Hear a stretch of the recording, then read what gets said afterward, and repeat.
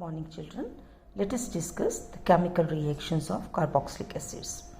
Most of chemical reactions of carboxylic acids can be classified into 5 categories. First category, reactions which involve cleavage of OH bond. Second category is the reactions which involve replacement of this whole OH group, that is cleavage of CO bond. Third category involves the reactions involving only the carbonyl group, this carbonyl group only. Fourth category is the reactions of the COH group as a whole, that is carboxylic group as a whole. And the last category is reactions involving the alkyl group, reactions which involve the alkyl group. Let us start with the first category. The first category reactions, these are reactions involving the cleavage of OH bond.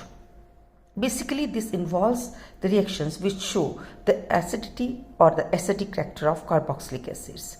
So the first reaction is carboxylic acid. They ionizes in aqueous medium and exhibit acidic character. On ionization, they give us carboxylate ion and hydronium ion, which shows the acidic character of the carboxylic acid. Second reaction in this category is salt formation. They form salts with electropositive metals or their hydroxides. For instance, carboxylic acid on treatment with sodium metal results in the formation of sodium carboxylate along with the elimination of hydrogen gas. Also, it reacts with the hydroxide of sodium, that is sodium hydroxide. Again, it gives us a sodium salt of the carboxylic acid along with the elimination of the water. The B or the second category of reactions are the reactions which involve replacement of OH group. These are actually the reactions in which we are replacing the OH with some other group like Cl, OCOR, NH2 or OR. These are the groups which result in the formation of new derivatives, that is derivatives of carboxylic acid. The very first derivative of carboxylic acid which can be formed by this method is acid chloride. Carboxylic acid on treatment with chlorinating agents like thionyl chloride, phosphorus pentachloride or phosphorus trichloride, in all these cases it results in the formation of acid chloride. So carboxylic acid on treatment with thionyl chloride results in the formation of acid chloride. This again on treatment with phosphorus pentachloride will give us acid chloride. Also, when carboxylic acid is treated with the phosphorus trichloride, again we get a acid chloride. Second derivative can also be formed, that is anhydride, using the replacement of OH with some group, and the group here we are replacing is OCOR. Carboxylic acid then reacted with acid chloride in presence of pyridine results in the formation of acid anhydride along with the salt of the pyridine. The reaction between sodium salt of acid and acid chloride gives a better yield. Now, acid anhydrides they can also be obtained from monocarboxylic acids with strong dehydrating agents like P2O5. So, monocarboxylic acids when treated with P2O5, that is strong dehydrating agents, result in the formation of acid anhydride along with water. Now, the third category of reaction under this heading, that is replacement of OH, is the formation of the third derivative of carboxylic acid, it is esters. Here we will replace OH with OR. Carboxylic acid on treatment with alcohol results in the formation of esters. This reaction normally takes place in presence of acid. The water formed here in this particular reaction is removed simultaneously using Dean-Stark apparatus, as esterification is a reversible process. Just to make the reaction move in the forward direction only, we will have to remove the water. The mechanism of this reaction is, first step involves the protonation of the carbonyl oxygen with the acid present in the medium which we are using for catalyzing this reaction, resulting in the formation of the oxonium ion. This oxonium ion then is added upon nucleophilically by the alcohol, the lone pair of electrons of the oxygen of alcohol attacks the carbon, which becomes electropositive, as we have here positive charge on oxygen, and this attracts the electron pair towards itself, making the carbon more electropositive, thus facilitating the nucleophilic attack by the oxygen of the alcohol on the carbon, resulting in the formation of sp3 hybridized adduct 1. This sp3 hybridized adduct then undergoes proton exchange, loss of proton from here and gain of proton at this position, resulting in the formation of another sp3 hybridized intermediate 2, which immediately loses water and gives us ester. So here we have discussed the mechanism of esterification reaction. Now, further, I would like to mention here that it has been established that during the esterification, the bond OH of the alcohol and COH of the acid undergoes cleavage by isotopic tracer techniques. So, by using isotopic tracer techniques, we can establish that the cleavage is taking place in case of acid between CO and in case of alcohol between OH. For example, in the esterification of acetic acid with ethyl alcohol with an isotope of oxygen of atomic number 18. We have used here isotope of oxygen with atomic number 18. In the hydroxyl group, the isotopic oxygen O18 is found in the ester and not in the water. So you can see in the product, as you can see, the O18 oxygen is found to be incorporated with the ester, because here the cleavage is taking place between O and H. So we get the O18 oxygen in the esters and not in the water. This proves a fact that in case of esterification, the cleavage is between carbon and OH bond of the carboxyl group. Now, lastly, we have the formation of amide, that is conversion of OH into NH2. Amides can be prepared by treating carboxylic acid with ammonia.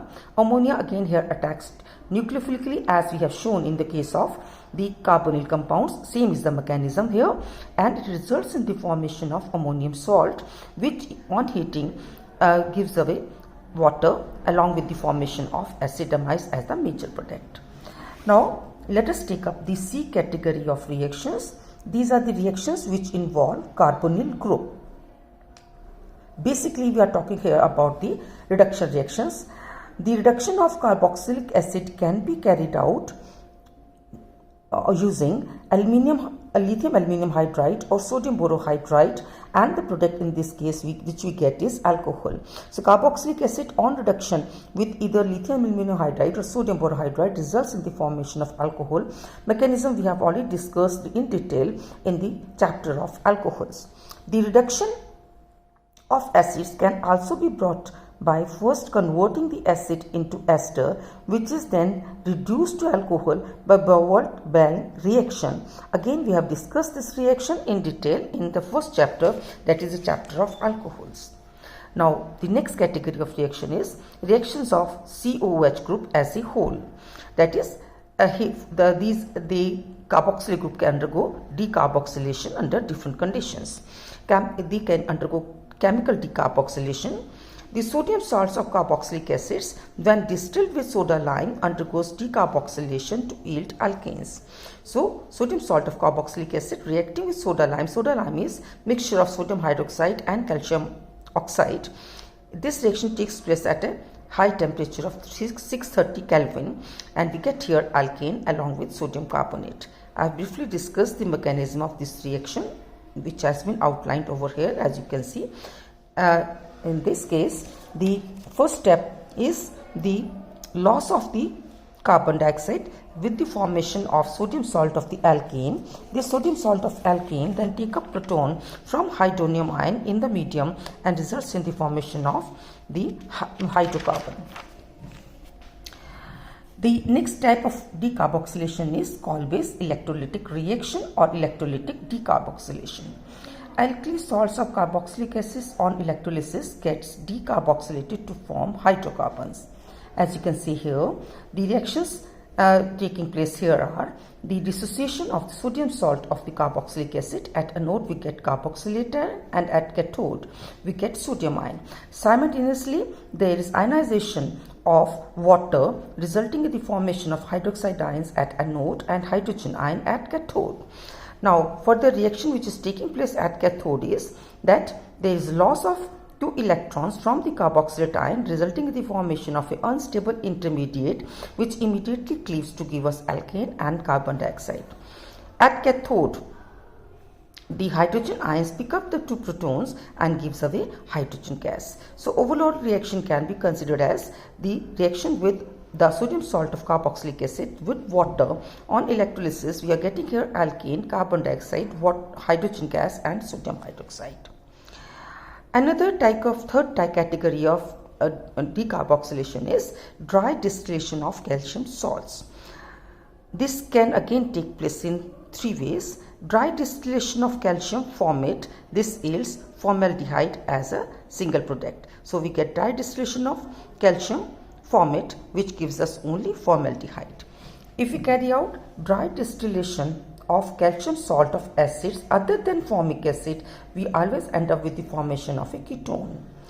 Dry distillation of mixture of calcium and calcium salt of any acid other than formic acid and calcium formate give us a aldehyde other than formaldehyde. So we get here any aldehyde but not formaldehyde. Definitely we will get a R group here.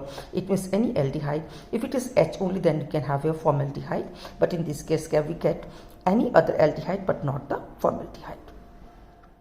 Next category of reaction is reactions which involve alkyl group. In presence of small amount of red phosphorus, the alpha hydrogen atoms of alkyl group of aliphatic acids, they can be replaced by chlorine or bromine to form a alpha halo compound. This reaction is called as Hell-Wohlhard-Zielinski's or simply as HVZ reaction.